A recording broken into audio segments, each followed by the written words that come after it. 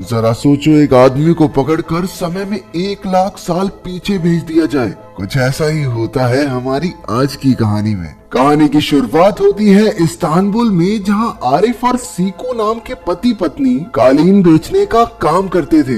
एक दिन आरिफ का पुराना दोस्त लोगर अपने चेले के साथ उसकी दुकान पर आया और कहने लगा कि बहुत कमाल की चीज उसके हाथ लगी है। लेकिन जब वो आरिफ को वो चीज दिखाने ले गया तो उसने धोखे से आरिफ को कैद कर लिया। असल में ये लोगर की चाल थी ताकि वो आरिफ की पत्नी को चुरा सके। वो कमाल की चीज असल में एक टाइम मशीन है।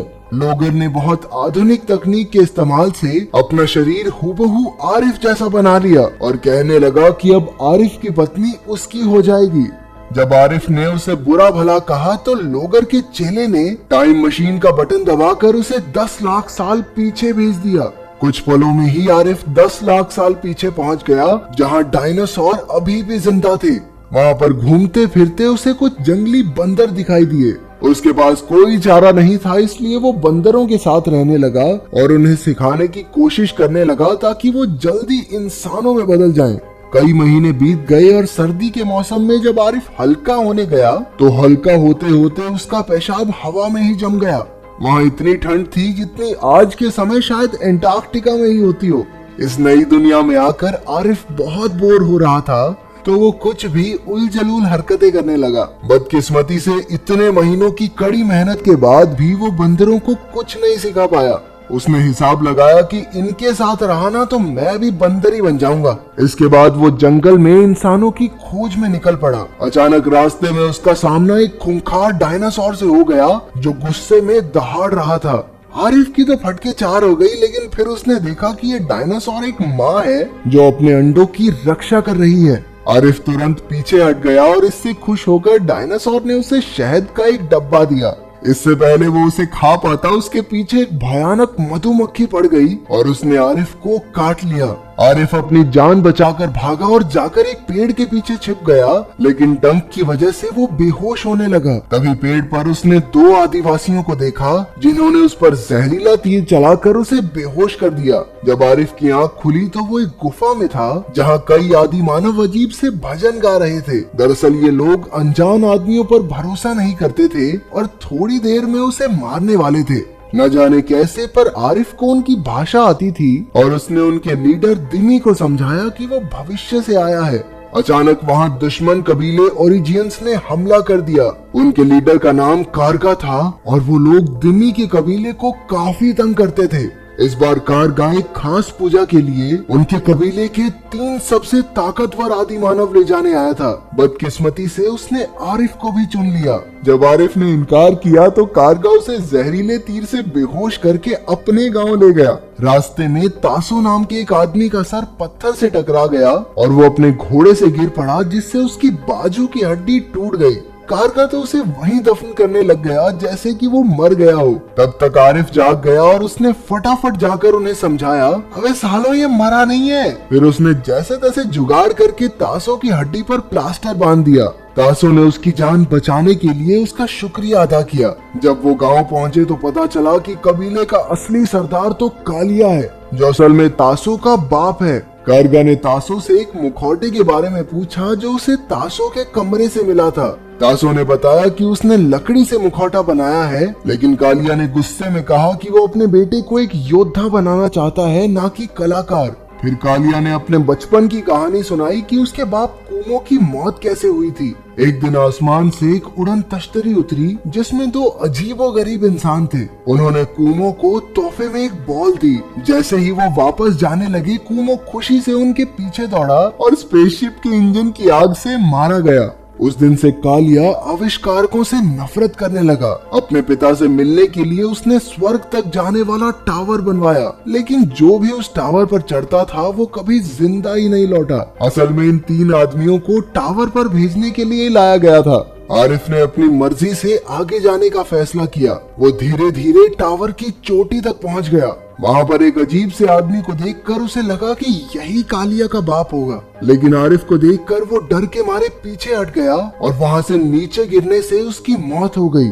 आरिफ भी नीचे लौट आया और उसे जिंदा देखकर सब हैरान रह गए। वो कालिया के पिता को वापस तो नहीं ला सका, लेकिन कालिया ने उसे माफ कर दिया। बातों बातों में पता चला कि तासो एक दूसरे गांव की लड़की मिमी को बहुत पसंद करता था। ये बात सुनकर आरिफ को भी अपनी पत्नी सीको की याद आ गई। उसने तासो से कहा कि उसे कैसे भी करके अपने समय में वापस जाना है, लेकिन तासो ने बताया कि कालिया ने तो सारे आधुनिक औजार जब्त करके गुफा में छुपा रखे हैं। पहले तो तासो ना नुकर करता रहा, लेकिन जब आरिफ ने कहा बेटा देख तेरी और मिम्मी की ना सेटिंग करवा दूंगा मैं लेकिन मदद करनी पड़ेगी मेरी भी। उसकी ये बात सुनकर तासो तुरंत मान गया। लड़की का चक्कर देख रहे हो, बाप से गद्दारी कर रहा लौंडा। फिर रात को तासो और आरिफ गुफा में औजार चुराने पहुंचे, लेकिन अफसोस दोनों पकड़े गए और गुस्से में कालिया ने अपने ही बेटे को कहा जा आज से तू मेरा बेटा नहीं है, दूर हो जाओ मेरी नजरों से। इसके बाद तासो और आरिफ गांव छोड़कर निकल गए। मिम्मी को तासो पसंद नहीं था, लेकिन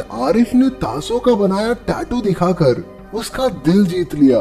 फिर वो सब दिम्मी के गांव पहुंचे और आरिफ ने एक नई सभ्यता शुरू करने का ऐलान किया। उसने दिम्मी की मदद से कालिया की गुफा में छुपे औजारों को चुराने का प्लान बनाया।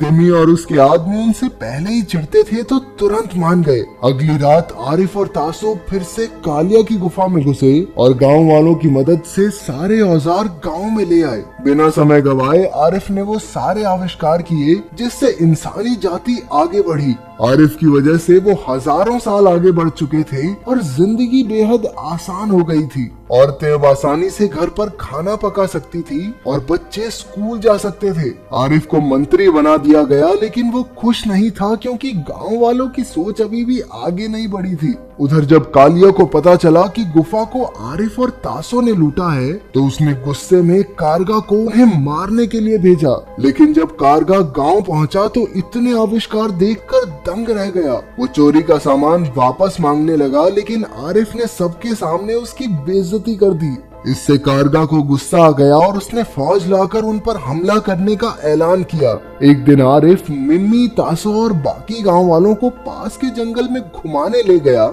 लेकिन जब वो सब वापस लौटे तो गांव की हालत देखकर वहीं जम गए। कालिया के आदमी पूरे गांव को तबाह करके सारा सामान ले गए थे। इन लड़ाइयों से तंग आकर आरिफ ने कालिया के पास जाकर 6 लोगों के फुटबॉल मैच की चुनौती दे दी। अगर उसकी टीम जीती तो कालिया को सारा सामान वापस लौटाना होगा, और अगर वो हारा तो वो कालिया के पिता को वापस लाने के लिए सबसे लंबा टावर बनाएगा। कालिया एक पल में मान गया। असल में वो लोग काफी समय से कुमो की याद में बॉल से खेलते आ रहे थे, इसलिए कालिया को टीम बनाने में कोई प्रॉब्लम नहीं आई। उसने 6 सबसे चुस्त और ताकतवर खिलाड़ी चुन लिए। उधर आरिफ के गांव वालों ने तो फुटबॉल का नाम पहली बार सुना था। तभी मिमी ने बताया कि गांव में कुहारा नाम का एक आदमी रहता है जो पहले गोलकीपर हुआ करता था। उसने एक ही मैच में 8 गोल मारे थे और फिर उसने खेलना छोड़ दिया। आरिफ ने उसे टीम में लेने की बहुत कोशिश की, लेकिन वो नहीं माना।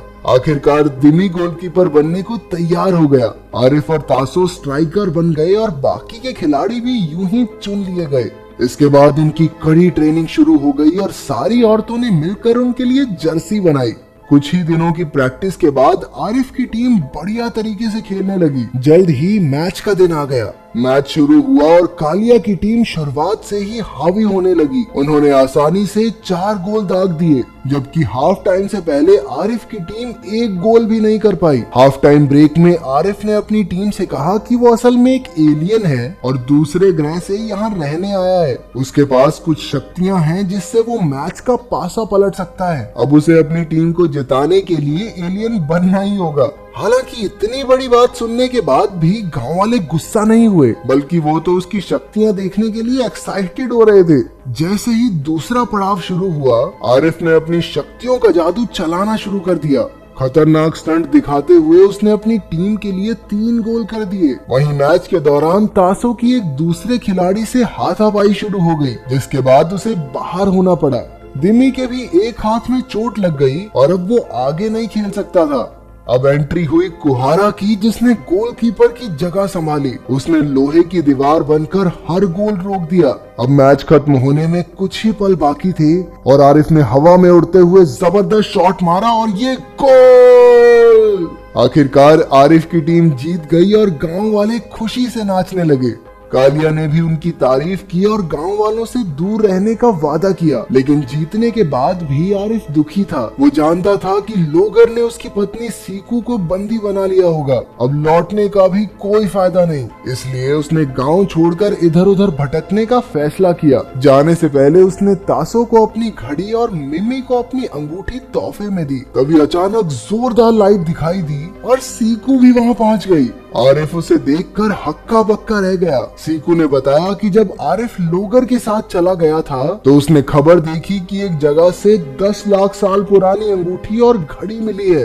उन्हें देखकर सीकू एक पल में समझ गई कि ये तो मेरे पति आरिफ की हैं। फिर उसे सारा माजरा समझ में आया कि जो आरिफ उसके सामने है वो नकली है। इसलिए उसने नकली आरिफ को बंदूक दिखाकर अपने पति का पता पूछा। आखिरकार वो लोगर की टाइम मशीन से वहां आ पहुंची। फिर आरिफ और सीकू ने गांव वालों को अलविदा कहा और अपने समय में वापस लौट गए। वहां जाकर उन्होंने इस बार लोगर को 10 लाख साल पीछे भेज दिया। पहले तो गांव वालों को लगा कि ये आरिफ है, लेकिन जब लोगर उन्हें गालियां बकने लगा तो वो सारी बात समझ गए। ऊपर से ये भी पता चला कि जिस उड़न तश्तरी से कालिया का बाप मरा था वो असल में लोगर की ही थी। गांव वालों को गुस्से में अपनी ओर बढ़ता देख लोगर की हालत पतली हो गई। आखिरकार उन्होंने उसे धर दबोचा और यही कहानी खत्म हो गई। तो अगर तुम्हें मौका मिले तो तुम समय में आगे जाना चाहोगे या पीछे? कमेंट्स में जरूर बताना। मिलते हैं अगली वीडियो में।